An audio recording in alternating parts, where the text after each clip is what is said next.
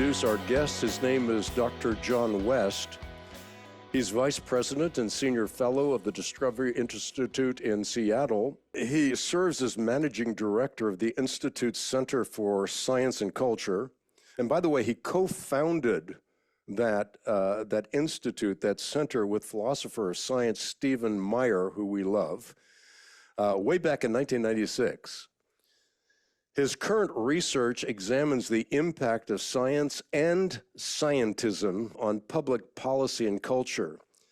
His other areas of expertise include constitutional law, American government and institutions, and religion and politics. John West holds a PhD in government from Claremont Graduate University and was previously an associate professor of political science at Seattle Pacific University, which is a university that we're going to talk about some in this podcast.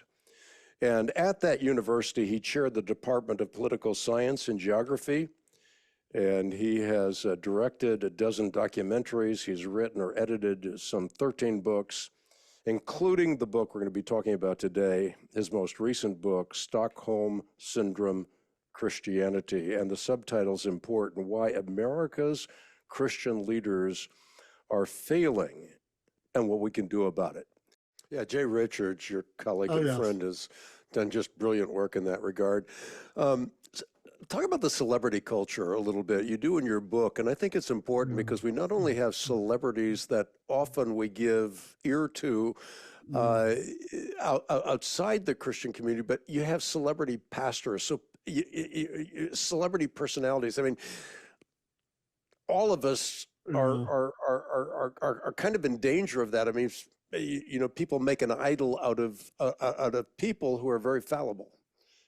Yeah. So, I think that is a big danger. I think there is a component of what has happened to American evangelicalism is that the culture is so enamored with trying to find the next celebrity without asking discerning questions. And I think that is partly an explanation for the rise of Francis Collins. I think it is. But, you know, we also see it I give an example in the book that at the time Roe v. Wade was decided, Justin Bieber, comes out and basically attacks it. He's for a woman's right to choose, or I forget exactly what he said, which is quite an irony because he exists because a woman has the right to do whatever she wants to do with her own body. It's a basic quote, I think. Yeah, and which is quite ironic because people who know his personal story, his mom was in a really challenging pregnancy and decided to have him and not have an abortion. So he exists because his mom didn't agree with that.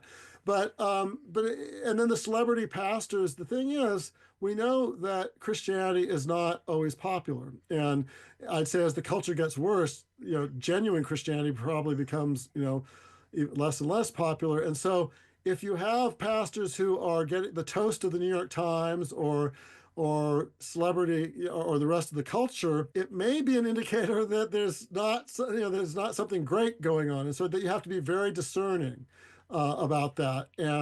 But I think that, and we see this also on the right, we see this on the left and the right.